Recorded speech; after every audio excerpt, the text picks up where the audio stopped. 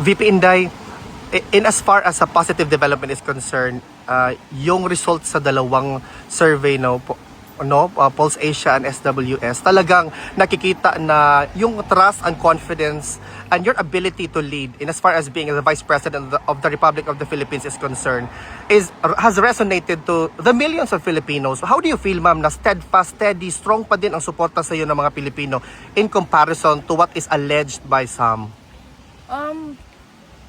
On that point, I am truly blessed, no? Favored ako ng Diyos sa ganyan na bagay.